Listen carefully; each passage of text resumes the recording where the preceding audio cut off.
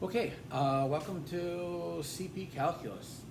Um, so that means most of you probably had pre-calculus last year at some point.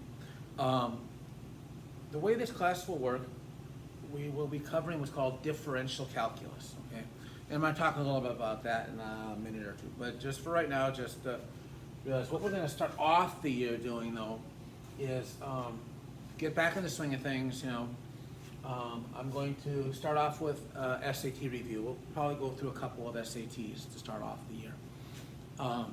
My motive of doing that is by doing the SAT, it kind of gets us back into doing math, and also at this point, many of you will be taking the SAT. Now, I know that some of you are aware of, or maybe all of you are aware of, that some universities, particularly I think Cal States and UCs, are either de-emphasizing or not requiring the SAT. Now, I need to be clear about this. Take the SAT. You don't have to send a score if you don't like it, right? So here's the thing. Some schools are requiring it, so you do need to talk with your counselor about, do you need to, don't you need to? But in addition to that, scholarships are still gonna require it. So if you're gonna wanna apply for any type of scholarship, you're gonna wanna have to take it, or you're gonna want to take it. If you're gonna apply to an impacted program, even at some of these schools like engineering programs or nursing programs, they're highly impacted. And the impacted programs can still require the SAT. In general, your chances of getting into a school will go up if you did take the SAT. So it's like you don't have something to hide. So obviously talk to your counselor. I'm not a counselor, but please realize that I do think, in my opinion, that most of you probably should take the SAT. It's in your interest. So, but obviously talk to your counselor, talk to your parents.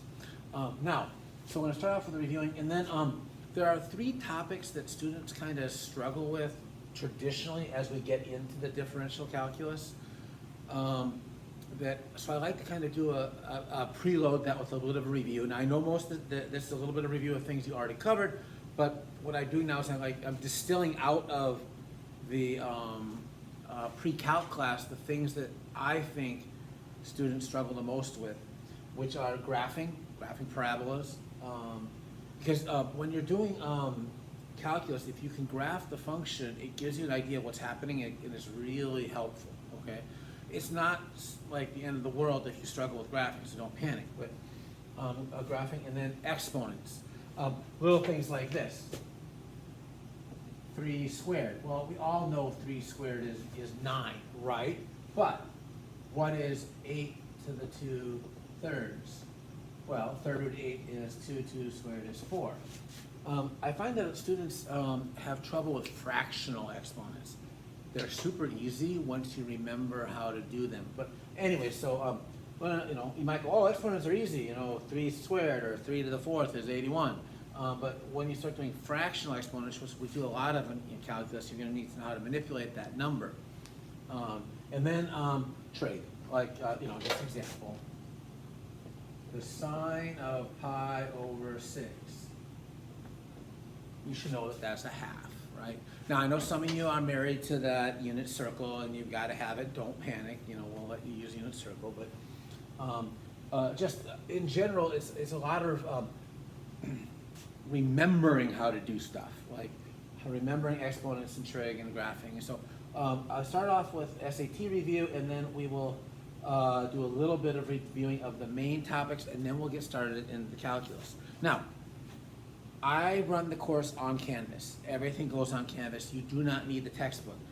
I will put the textbook up so that if you did want to buy it at Amazon or wherever, and you wanted to get a copy for yourself, you could do that, okay? Also, I have some personal copies if, once school starts, if you really need one and you can borrow one for the year. You can just ask me if you'd really like a hard copy. But I promise you, I will put everything up on Canvas. The beauty of the technological age is we don't really have to have a textbook per se. I can put all the assignments and all the material and all the stuff you need for the class on Canvas. And that's the Canvas didn't exist, 20 years ago, right? And so textbooks were like the way to do things, but I don't think they are anymore. I think the way to do this is through the something like Canvas or Blackboard or whatever people, Google Classrooms or Schoology, whatever people are using. But there's a much better way to do it, make it much more dynamic. You know, I've been teaching this for like 30 years, so it's like, well, why don't I just keep all my stuff and put it up, and that way you don't have to be buying the book. Anyway, so that's my opinion. I have to have a book associated with the class because, you know, I could keel over dead and then someone's got to take over and we have to have a book, right? But so don't worry, you don't need the books, but if you want a book, it's great. Okay, I love it. Stewart. The one good thing about buying Stewart is a very popular book across the United States. Okay, what is differential calculus? What are you going to be learning? Well, I'm going to put it, you know, very simple here. Well, this is not simple. I'm oversimplifying the entire idea. Calculus is a very complicated idea, but let's try to get the basic idea of what makes calculus and not algebra. Okay, what is differential calculus?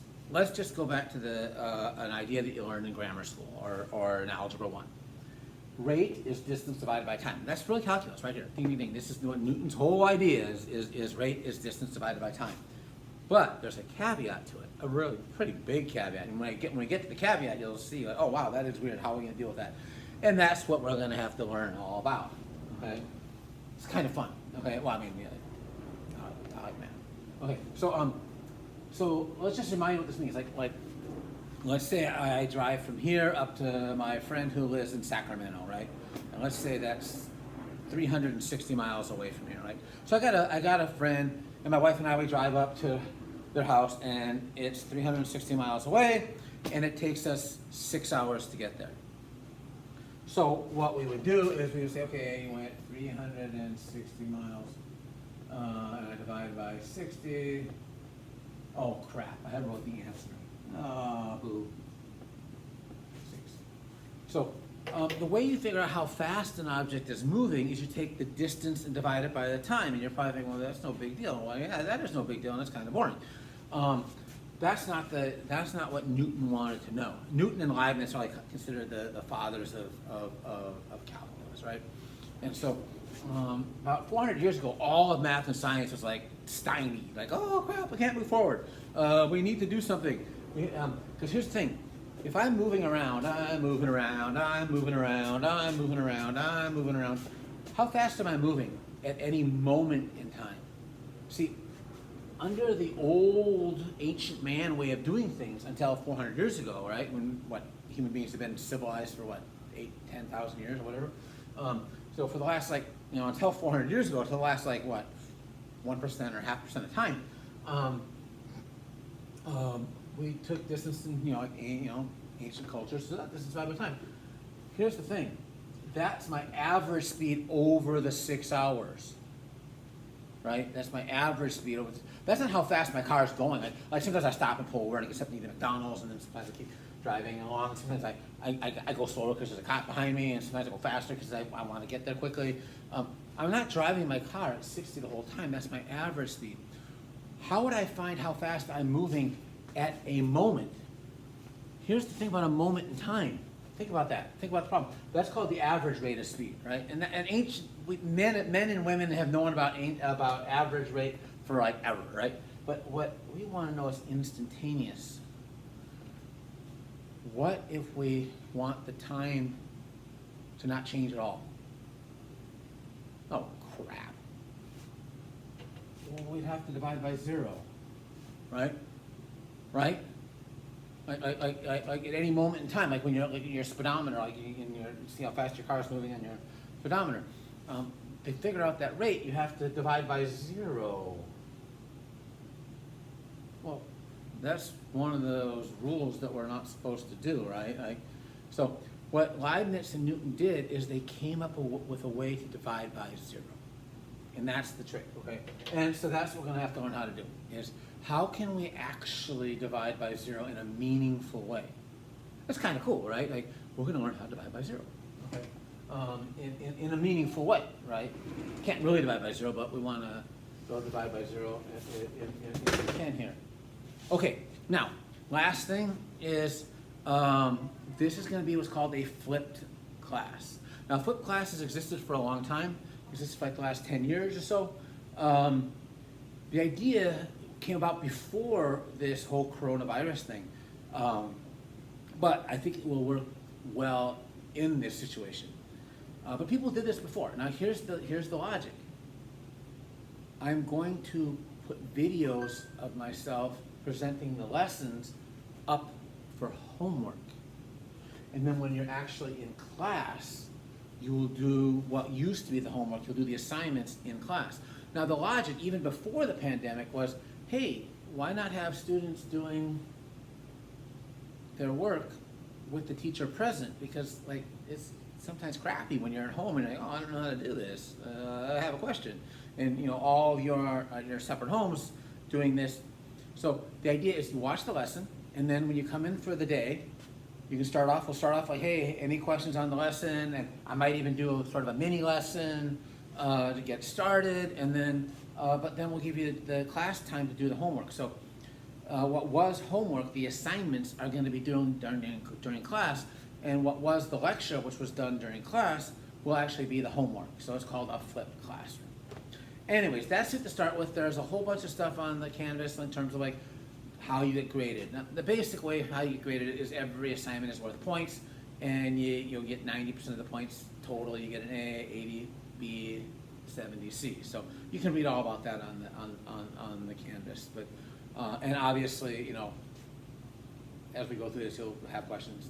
But hopefully that kind of gives you an overview of what's going to happen here in this class for this semester.